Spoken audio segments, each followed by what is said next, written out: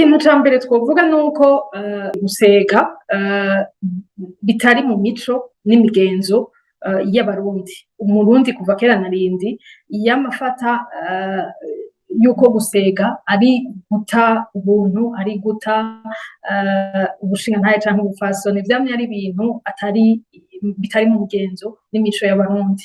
Ariko umuntu no munsi ikintu yokwibaza cane cane, kandi nibaza yuko nk'abatwara igihugu bari kwibaza cane cane igituma abo banyagihugu no munsi bari muri ayo mabarabara bariko barasega. Ico naco si ikindi, ni ubukene bwugarije igihugu, ni ubukene bwugarije abarundi.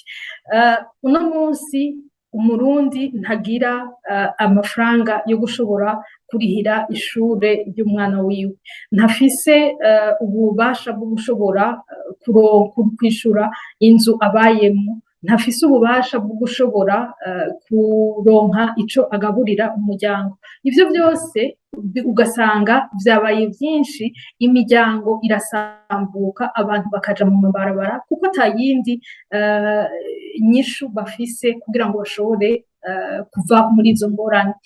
Aho rero twovuga yuko uwo murundi ari mw'ibarabara suko vy'ukuri ariko arabikunda, suko vy'ukuri arivyo we yipfuza canke hariyo novuga avenir yipfuriza abana babo, ariko ni kubera ko hagera igihe ugasanga nta yindi shwa afise atari iyo kuja muri iyo barabara kugira ngo ashobore kuja gusega.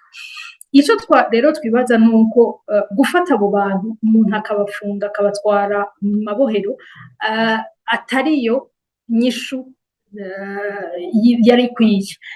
Abajejwe igihugu uno munsi bari bakwiye ahubwo kuraba igikenewe gukorwa kugira ngo umurundi ave mu bukene. Hari amasecteur menshi usanga abarundi bahurirako, nka secteur iraba ibintu vyo uburimyi n'ubworozi, aho usanga abanyagihugu benshi ico gisata usanga bakirimwo. Abajejwe intwaro nico kintu bari bakwiye uno munsi kudevelopa, uno munsi gushiramwo ingufu nyinshi kugira ngo ico gisata gishobora gufasha abarundi kugira ngo biteze imbere. Ikindi naco nuko leta y'u Burundi ubukene bategerezwa kubona yuko ubukene burabaho mw'isi nzima, hama hariho abantu bakenye gusumba abandi. Inyishu rero ntiba iyo kubakura muri ayo mabarabara ku ngufu, ariko bararaba ukungene bo nyene bagira ico novuga programme ituma bashobora kudevelopa canke bashobora gufasha abo bantu bari mu mabarabara kugira ngo bashobore kuva muri ayo mabarabara. Ikindi twama turiko turavuga izi ngorane ziri mu gihugu, aho igihugu c'u Burundi kitagishira imbere agateka kazina muntu, aho ubwicanyi bwabaye ndanse, aho uno munsi novuga no mu gisata ca ekonomi y'igihugu uno munsi ata abantu b'abagwizatunga bagenda mu gihugu kugira ngo bashobore kugurura ibindi bisata, ayandi ma entreprise, hanyuma bagaha abanyagihugu b'abarundi akazi. Ingorane rero niniya iraho. Ingorane nuko igihugu c'u Burundi no munsi yaba ari Union Européenne canke ibindi bihugu no munsi ntibiriko birafasha igihugu ngo gitere imbere gusumba, kubera ko ako gateka kazina muntu kariko karahonyangwa.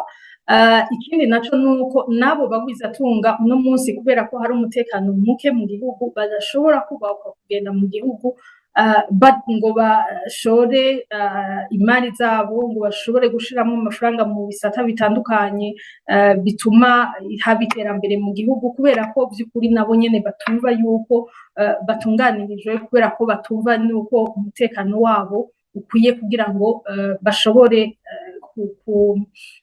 gutwara ayo mafaranga yabo, bashobore kugenda bagakeya ubuzi mu gihugu c'u Burundi.